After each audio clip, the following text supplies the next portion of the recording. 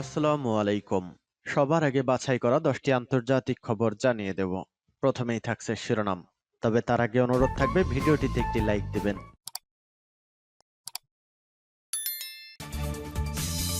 ভয়াবহ পারমাণবিক যুদ্ধের ঝুঁকি দেখছেন বাইডেন।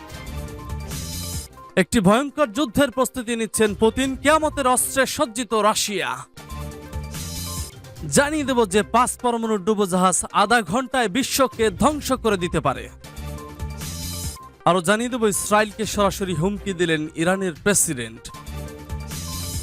এবং সর্বশেষ জানিয়ে দিব ভারতের জায়গা দখল করে লাদাখ সীমান্তে সেতু বানাচ্ছে চীন। শুনছিলেন সংবাদ শিরোনাম, এখন বিস্তারিত। তবে তার আগে অনুরোধ থাকবে ভিডিওটিতে একটি লাইক এবং কমেন্টস করে জানিয়ে দিন এই ভিডিও সম্পর্কে আপনার মূল্যবান মতামত। আর আপনি যদি আমাদের চ্যানেলটিতে নতুন হয়ে থাকেন তাহলে অবশ্যই চ্যানেলটি সাবস্ক্রাইব করে পাশে থাকা বেল আইকনে ক্লিক করে আমাদের সাথেই থাকুন। আর হ্যাঁ বন্ধুরা, এই ভিডিওটি অবশ্যই আপনার বন্ধুদের মাঝে শেয়ার করে ছড়িয়ে দিন। পারমাণবিক যুদ্ধের ঝুঁকি দেখছেন বাইডেন। সিনাই যুদ্ধের পর বিশ্ব প্রথমবারের মতো মানব সভ্যতা বিধ্বংসী পারমাণবিক যুদ্ধের ঝুঁকিতে পড়ছে বলে মন্তব্য করেছেন মার্কিন প্রেসিডেন্ট জো বাইডেন। বৃহস্পতিবার নিউ ইয়র্কের ডেমোক্রেটিক পার্টির তহবিল সংগ্রহ অনুষ্ঠানে এমন মন্তব্য করেন তিনি। বাইডেন বলেন, ইউক্রেন সংঘাতে রাশিয়ার প্রেসিডেন্ট ভ্লাদিমির পুতিনের প্রস্থানের পথ খুঁজে বের করার চেষ্টা করছেন তিনি। যুক্তরাষ্ট্রের প্রেসিডেন্ট আরো বলেন, কেনেডি এবং 1962 সালে কিউবার ক্ষেপণাস্ত্র সংকটের পর থেকে আমরা এ ধরনের ঝুঁকির মুখোমুখি হইনি। তিনি বলেন, ইউক্রেনে পারমাণবিক অস্ত্র ব্যবহার করার যে হুমকি পুতিন দিয়েছেন তা কোনো তামাশা নয়। কিউবায় ক্ষেপণাস্ত্র মোতায়েন নিয়ে 1962 সালে তৎকালীন সোভিয়েত ইউনিয়নের সঙ্গে যুক্তরাষ্ট্রের পারমাণবিক যুদ্ধে জড়িয়ে পড়ার পরিস্থিতি সৃষ্টি হয়েছিল। কারণ কিউবায় ক্ষেপণাস্ত্র মোতায়েন করা হলে কম দূরত্বের কারণে যুক্তরাষ্ট্র সহজেই হামলার আওতায় চলে আসত। ওই প্রসঙ্গ টেনে বাইডেন বলেন, কিউবার ক্ষেপণাস্ত্র সংকটের পর আমাদের জন্য প্রথমবারের মতো পারমাণবিক অস্ত্র ব্যবহারের সরাসরি হুমকি রয়েছে। বিশেষজ্ঞরা বলছেন, পুতিন পারমাণবিক অস্ত্র ব্যবহারের যে প্রচ্ছন্ন হুমকি দিয়েছেন তা ছোট পরিসরে ও কৌশলগত হতে পারে। তবে বাইডেন সতর্ক করে বলেছেন, এ ধরনের একটি কৌশলগত হামলাও বড় ধরনের ধ্বংসযজ্ঞ সৃষ্টি করতে পারে। মার্কিন প্রেসিডেন্ট বলেন, আমরা এমন একজনের মোকাবেলা করেছি যাকে আমি ভালো করে চিনি। কারণ পুতিন যখন কৌশলগত পারমাণবিক অস্ত্র কিংবা জীবাণু অস্ত্র বা রাসায়নিক অস্ত্র ব্যবহারের কথা বলেন, তার মানে তিনি তামাশা করছেন না। কারণ তার সামরিক বাহিনীকে আপনি উল্লেখযোগ্যভাবে দুর্বল বলতে পারেন। বাইডেন বলেন, পুতিন নিশ্চয় যুদ্ধে পরাজিত হয়ে রাশিয়ায় তার ক্ষমতা হারাতে চান না। তাই তিনি যুদ্ধ থেকে কিভাবে প্রস্থান করতে পারেন তা বোঝার চেষ্টা করছেন। এর আগে টেলিভিশনে জাতির উদ্দেশ্যে দেওয়া এক ভাষণে পুতিন বলেছিলেন, রাশিয়ার আঞ্চলিক অখণ্ডতা হুমকির মুখে পড়লে দেশ ও দেশের জনগণকে রক্ষায় সব ধরনের অস্ত্র ব্যবহার করা হবে। তিনি বলেছিলেন, আমাদের হাতে বিধ্বংসী নানা ধরনের মরণাস্ত্র রয়েছে এবং আমাদের হাতে যা আছে তার সবই ব্যবহার করব। এর প্রতিক্রিয়ায় ইউক্রেনের প্রেসিডেন্ট ভলোদিমির জেলেনস্কি বলেছিলেন, পুতিনের হুমকি মোটেও ধাপ্পাবাজি বলে মনে করছেন না তিনি। এক সাক্ষাৎকারে জেলেনস্কি বলেছিলেন, আমার মনে হয় না তিনি ধাপ্পাবাজি করছেন। ইউক্রেনে 2টি পারমাণবিক কেন্দ্রে বা এর কাছে রাশিয়ার হামলাকে আধুনিক পারমাণবিক অস্ত্রের ব্যবহার বা পারমাণবিক হুমকি হিসেবে বিবেচনা করা হতে পারে। একটি ভয়ঙ্কর যুদ্ধের প্রস্তুতি নিচ্ছেন পুতিন। কিয়ামতের অস্ত্রে সজ্জিত রাশিয়া।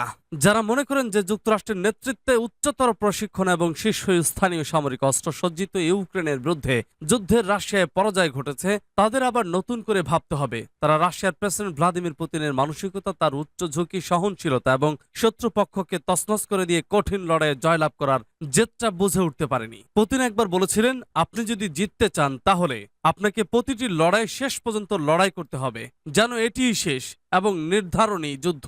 আপনাকে ধরে নিতে হবে যে এতে কোনো পশ্চাৎপসরণ নেই। এভাবেই তিনি সর্বদা লড়াই করেছেন এবং রাশিয়া ইউক্রেন সংঘাতে শুরু থেকেই এটি তার কৌশল। পুতিন এই যুদ্ধে হেরে যাননি বা পশ্চাৎপসরণও করেননি, তিনি নিছক কৌশল পরিবর্তন করেছেন। পুতিন আসলে চূড়ান্ত জয়ের জন্য নতুনভাবে প্রস্তুত হচ্ছেন। ইউক্রেনকে রাশিয়া তার অত্যাবশ্যক নিরাপত্তার সীমা হিসেবে বিবেচনা করে, যার অর্থ এই লড়াইটিতে মস্কো এবং ব্যক্তিগতভাবে পুতিনের জন্য অস্তিত্ব ঝুঁকি রয়েছে। তাই যুদ্ধক্ষেত্রে ইউক্রেনের জয়ের ফলে পুতিন যুদ্ধের অবসান ঘটাবেন না, বরং প্রচলিত যুদ্ধ থেকে সরে এসে কৌশলগত যুদ্ধে নামবেন। ওপেক প্লাস ইউরোপে এবং যুক্তরাষ্ট্রে ক্রমবর্ধমান মুদ্রাস্ফীতির মধ্যে 2020 সালের পর থেকে তেল সরবরাহের সবচেয়ে বড় হ্রাসের ঘোষণা করে রাশিয়াকে একটি বিশাল জয় এনে দিয়েছে। কারণ জ্বালানি শক্তি সর্বদাই পুতিনের সেরা অস্ত্র। ইউনাইটেড রিফাইনিং কোম্পানির সিও জন ক্যাটসিমিডিসের মতে, যদি তেলের দাম ব্যারেল প্রতি $100 পৌঁছায় তাহলে রাশিয়া প্রতিদিন $1 বিলিয়ন উপার্জন করবে। এটি পুতিনের যুদ্ধে অর্থায়ন অব্যাহত রাখবে এবং তাকে ইউরোপের বিরুদ্ধে তার জ্বালানি অস্ত্র মোতায়েন করতে সক্ষম করবে, কারণ শীত দ্রুত এগিয়ে আসছে। এছাড়াও রাশিয়ার বিশেষজ্ঞরা দীর্ঘদিন ধরে নতুন প্রজন্মের যুদ্ধ কৌশল নিয়ে কাজ করছেন, যার মধ্যে রয়েছে strategic operation to defeat critical infrastructure of the adversary বা শত্রুদের মূল অবকাঠামোকে পরাজিত করার জন্য কৌশলগত অভিযান।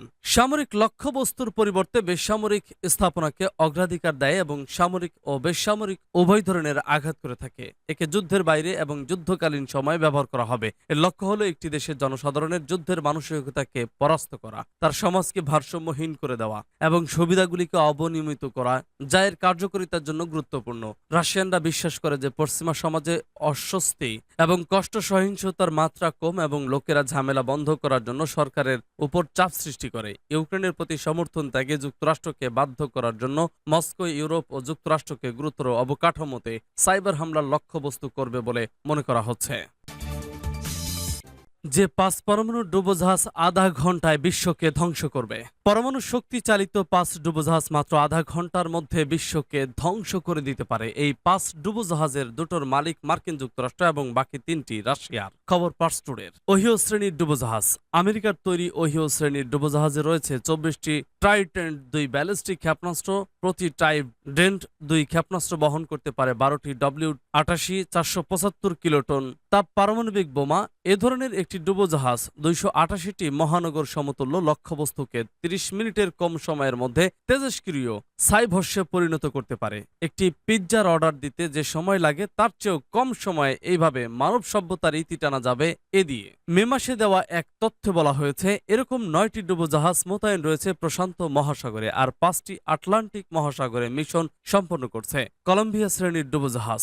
বুড়ো হয়ে যাওয়া ওহিও শ্রেণীর ডুবোজাহাজের স্থান করে নেওয়ার লক্ষ্য নিয়ে তৈরি করা হয় কলম্বিয়া শ্রেণীর ডুবোজাহাজ। কলম্বিয়ার চেয়ে আকারে একটু বড় এ শ্রেণীর ডুবোজাহাজ রয়েছে 16টি ট্রাইডেন্ট 2 ব্যালিস্টিক ক্ষেপণাস্ত্র। আকারে বড় হলেও কলম্বিয়া শ্রেণীর ডুবোজাহাজের শব্দ অনেক কম। রাশিয়ার প্রকল্প 955। রুশ নৌবাহিনীর প্রকল্প 955 বরেই। রুশ নৌবাহিনীর প্রকল্প 955 বরেই শ্রেণীর ব্যালিস্টিক ক্ষেপণাস্ত্রবাহী ডুবোজাহাজ। এ তালিকার 3 নম্বরে রয়েছে। এ শ্রেণীর ডুবোজাহাজে রয়েছে 16টি RSSM 56 বোলভা ক্ষেপণাস্ত্র। ক্ষেপণাস্ত্রের পাল্লা 8000 কিলোমিটার বা 4970 মাইল। RSSM 56 বোলভা ক্ষেপণাস্ত্রের পরমাণু বোমায় শত্রুর বিমান প্রতিরক্ষা ব্যবস্থাকে ফাঁকি দেওয়ার ব্যবস্থা আছে। ডেলফিন শ্রেণীর ডুবোজাহাজ। রুশ প্রকল্প 667 BDRM ডেলফিন শ্রেণীর ডুবোজাহাজে রয়েছে 16 এর 29 RMU সিনভা তরল জ্বালানি চালিত। ব্যালিস্টিক ক্ষেপণাস্ত্র ডুবোজাহাজ থেকে চক্রাকারে সব দিকেই এই ক্ষেপণাস্ত্র ছোড়া যায়। এছাড়া ঘন্টায় যায় 7 নট গতিতে চলার সময় সাগরের 55 মিটার গভীর থেকে ছুটতে পারে ব্যালিস্টিক ক্ষেপণাস্ত্র। ইয়াসিন শ্রেণীর ডুবোজাহাজ। রুশ নৌবাহিনীর প্রকল্প 885M ইয়াসিন শ্রেণীর গাইডেড ক্ষেপণাস্ত্রবাহী ডুবোজাহাজকে আমেরিকার মূল ভূমির জন্য হুমকি বলা হয়। এতে ব্যালিস্টিক ক্ষেপণাস্ত্র বহন করতে হয় না। এতে রয়েছে পরমাণু বা সাধারণ উভয় ধরনের 32টি বোমা বহনের সক্ষমতা। সম্পূর্ণ 2500 কিলোমিটার পাল্লার 3M14K ক্যালিবার ক্রুজ ক্ষেপণাস্ত্র দ্রুতগামী, খুবই কম শব্দ সৃষ্টিকারী এই ডুবোজাহাজ অনায়াসে মার্কিন পূর্ব উপকূলের 2000 কিলোমিটারের মধ্যে ঢুকে যুক্তরাষ্ট্রের ভেতরের লক্ষ্যবস্তুতে হামলা করতে পারবে। ইসরায়েলকে সরাসরি হুমকি দিলেন ইরানের প্রেসিডেন্ট। ইরানের বিরুদ্ধে সামান্যতম পদক্ষেপ নিলেও ইসরায়েলে সশস্ত্র হামলা চালানো হবে বলে সতর্ক করেছেন দেশটির প্রেসিডেন্ট ইব্রাহিম রাইসি। ইরানের সশস্ত্র বাহিনীর বার্ষিক কুচকাওয়াজে বক্তব্য দেওয়ার সময় রাইসি এই হুঁশিয়ারি দেন। এক প্রতিবেদনে এই তথ্য জানিয়েছে। তেল আবিবকে উদ্দেশ্য করে রাইসি বলেন, ইরানের বিরুদ্ধে যদি সামান্যতম পদক্ষেপ নেওয়া হয় তাহলে ইহুদিবাদী সাম্রাজ্যের কেন্দ্রস্থলে আমাদের সশস্ত্র বাহিনীর লক্ষ্যবস্তু হবে। বিস্তারিত না বললেও রাইসি জানান, ইসরায়েলের যে কোনো পদক্ষেপকে নিবিড়ভাবে পর্যবেক্ষণ করে ইরান। ইরানের পারমাণবিক সক্ষমতার লাগাম টেনে ধরার জন্য একটি চুক্তি নিয়েও ভিয়েনায় আলোচনা স্থগিত হওয়ার পর রাইসি কথা বলেন। ইসরায়েল অবশ্য বরাবরই ওই চুক্তির বিরোধিতা করে আসছে। তেল আবিবের দাবি ওই চুক্তি ইরানের পারমাণবিক কর্মসূচি কিংবা ওই অঞ্চল জুড়ে তাদের পারমাণবিক তৎপরতা রোধের জন্য যথেষ্ট নয়। এছাড়া নিজেদের দেশকে রক্ষা করার জন্য যা প্রয়োজন তাই একতরফাভাবে করবে বলেও জানিয়ে আসছেন ইসরায়েলি কর্মকর্তা।